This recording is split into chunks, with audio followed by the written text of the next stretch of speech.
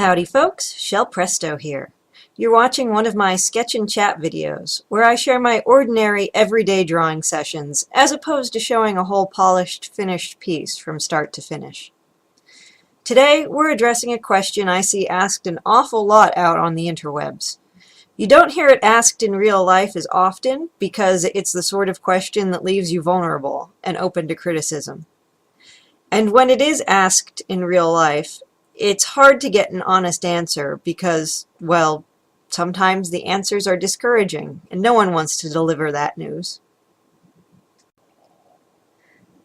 The question has a couple of variations. The two most common ones I see are, by looking at my art, would you think I'm a beginner? Or, is my work at a professional level? Other variations are, is my work as good as whoever artist? Or, is my work good enough for whatever type project? Before I dig into that, though, I'll tell you what you're looking at on the screen here. This was supposed to be a realistic watercolor piece of one of our Ascension Epoch characters, Labyrinth, a space manipulating mage.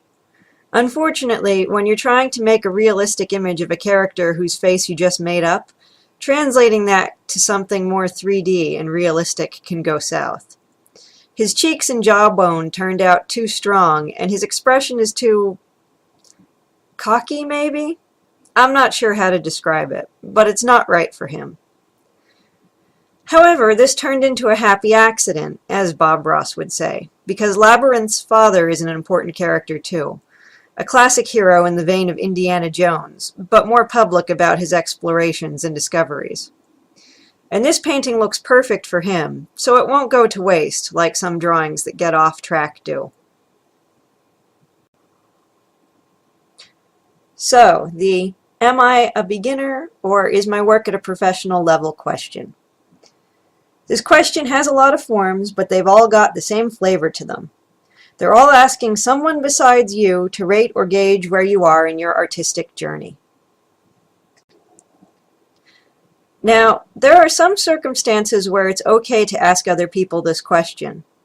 But at its core, it's a really strange question to ask other people, because only you can truly and accurately gauge where you're at and what your goals are and what you have to do to reach them.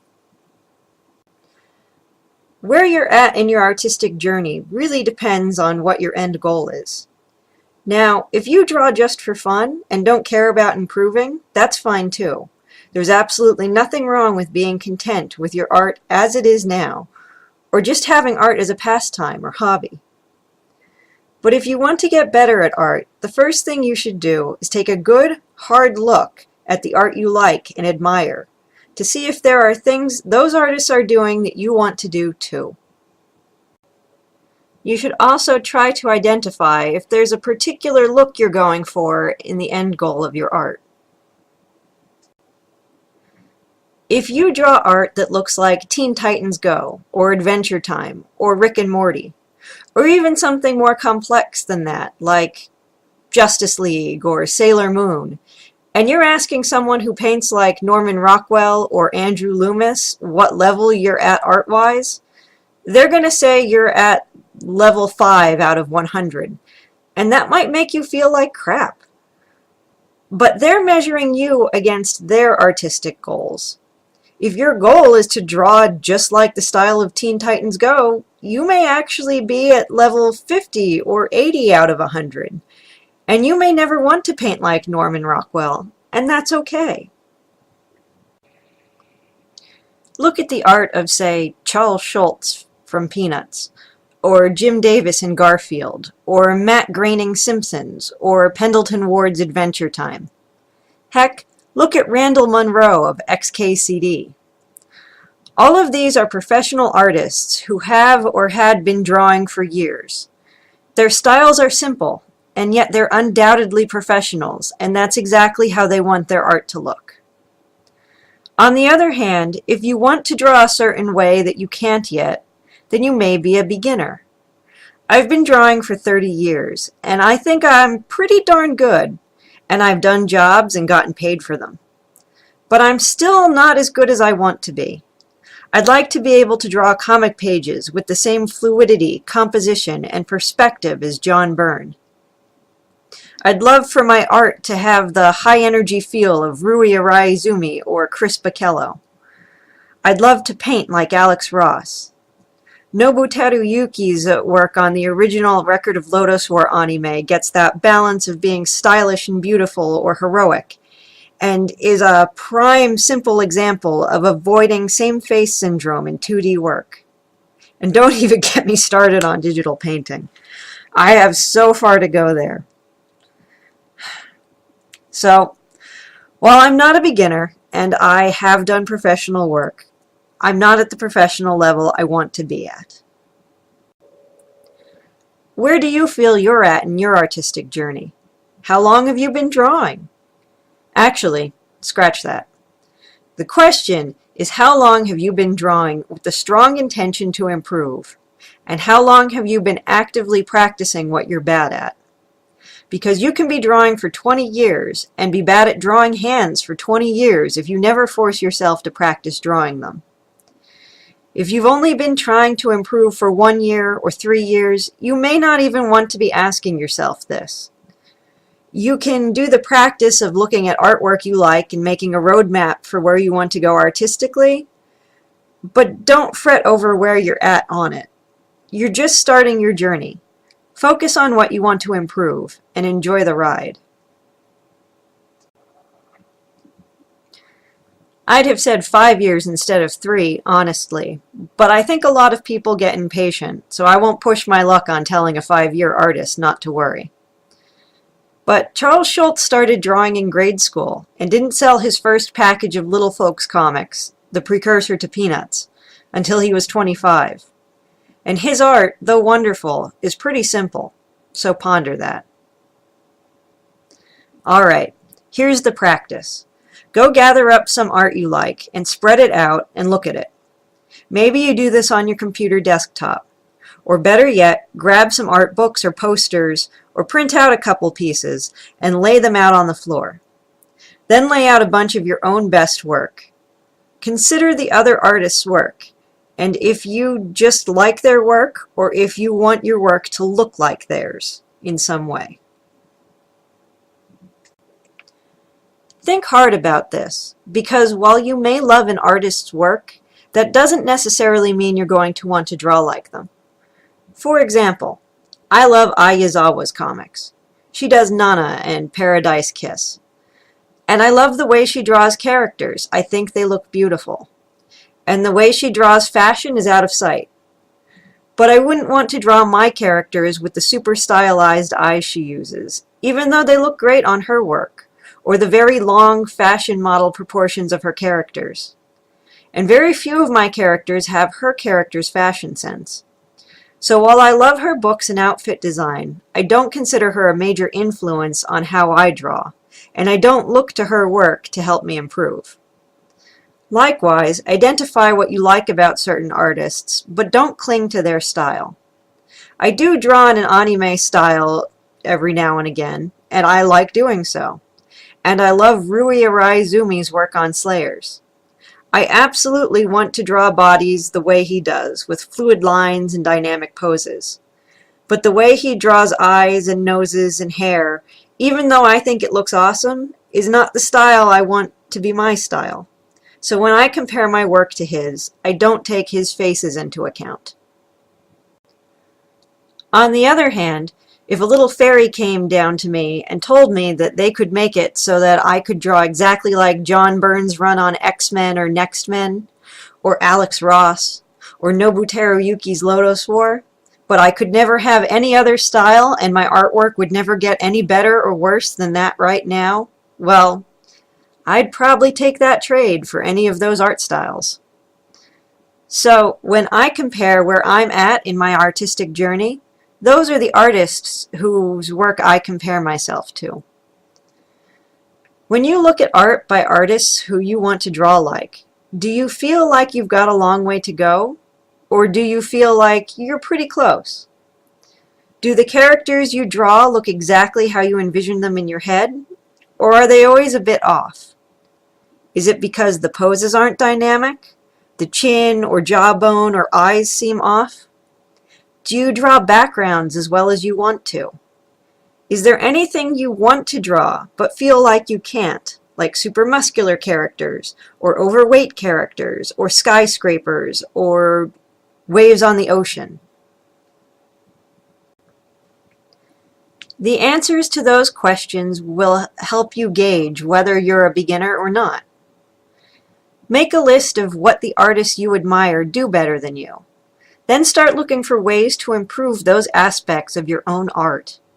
Practice drawing faces the way they do, or the poses they use.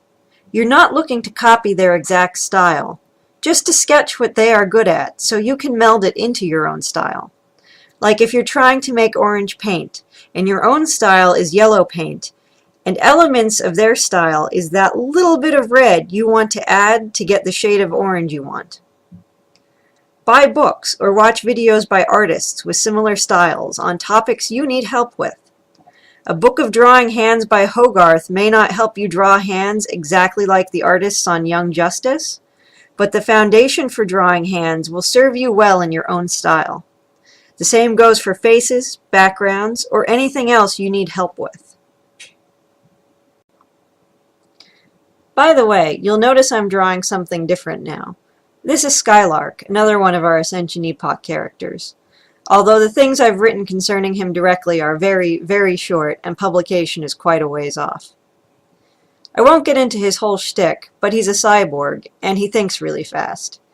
He's descended from the group of human mages and/or scientists who decided it would be more prudent to flee Earth for safety, instead of trying to defend it when the Martians invaded in the 1890s. If you've read Martian War Chronicles' Population of Loss, you know how one of those extra-dimensional colonies started. Skylark is stationed on a satellite to monitor activity on Mars. This was my first time drawing him, and I gotta say, it's always fun to stretch my hard sci-fi design muscles. I did this way back in October, too. Okay, back on topic. Now, if you're wondering if people will pay for your artwork or how to sell it, or how to get jobs, that's an entirely different discussion, and may be completely unrelated to your skill level. But that's a discussion for another day. Heck, it's a discussion you may be better asking a different artist about, because the artistic full-time job that I had that paid the bills was not very exciting, and it didn't allow for me to have a car and an apartment simultaneously, so I don't know how successful you'd call me with it. And while I have had some good commissions back in the day, they were quite hard to come by, and certainly not reliable enough to live off of. Today's talk was just about how you feel about and gauge your own work, personally, not how the general public or other outside group will embrace it. The main thing is that if you feel down or unsure about your own art, you need to identify how.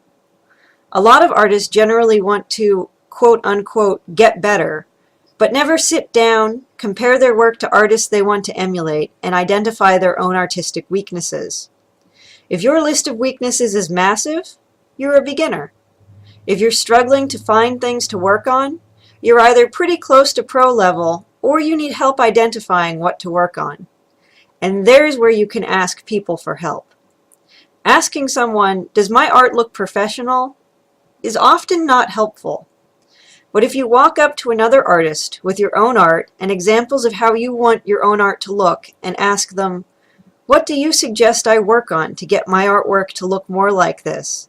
then you'll likely get a more specific, helpful answer. And the artist in question will probably be more comfortable answering you.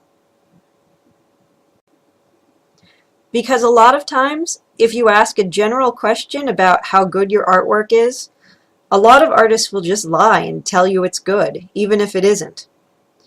Because if they get asked a lot, believe me, they've encountered people who, if they answer honestly with constructive criticism, then that friend or fan has either gotten into a big argument with them about why their artwork is better than they think it is, or that friend or fan has stopped talking to them or stopped buying their work, and other things like that. I've read interviews with or talked to a lot of professionals who have had that experience, and so just always lie and answer positively unless someone has a very specific question about how to improve their art. Just so you folks know, I illustrate and co-write novels and short story collections with my husband. If you'd like to learn about them, you can head over to ascensionepoch.com or look up Shell Presto DiBaggio on Amazon or other online book retailers. Purchasing a book helps the channel, as do likes, subscribing, and comments. If you liked this chat, please consider subscribing. And I'd love to hear how you figure out what you need to improve on in your own work, or what conclusions you come to if you try the method I suggested in this video. If you'd like me to do a video showing before and after examples of my artwork from the stages in my life when I've done these sort of self-analyses, let me know, because I can totally make that happen if there's interest and you find folks want a harder example. Most importantly of all, though, have an awesome day. Presto, over and out.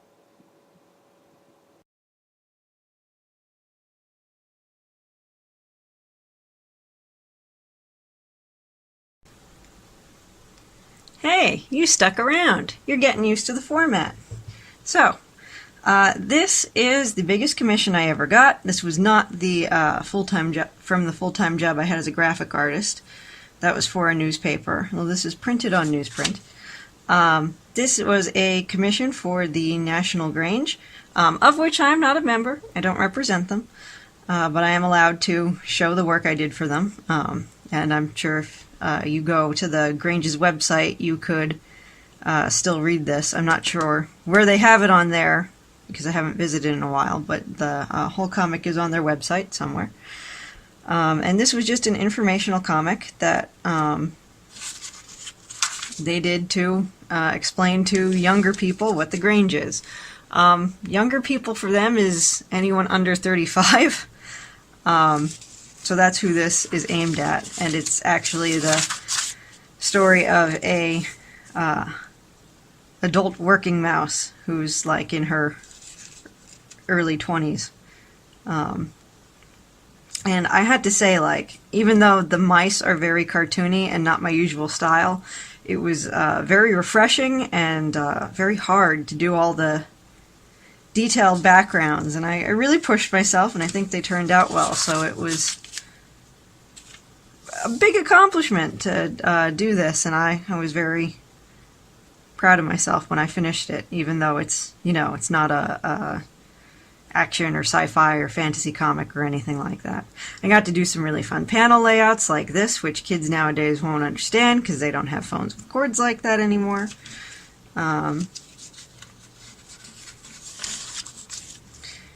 This panel with the folding chairs took forever and a day because those folding chairs are a lot harder to line up than you'd think, and the angles of the seats are a pain to deal with. But when I initially contacted the client, they wanted well, they didn't want, I gave them, because that's what you do, multiple styles of mice. Some were more cartoony than this, some were a little more realistic looking, some had like a not the very cartoony Richard Scarry, but the more rendered, not quite painterly, but that style, that slightly more realistic style of cartoon animal to them. And this is the one they picked, which was great. It wasn't the most cartoony, but it was easy to draw the characters, so that was nice. And yeah, this was my project. I filled up an entire summer with it, which was great. And then there were also, they wanted postcards and invitations, and also a series of small comic strips. I think I did 5 for them. And then Illustrator files vector files that could be blown up to do life-size cutouts. So that was really, really great. And I do have permission to show this.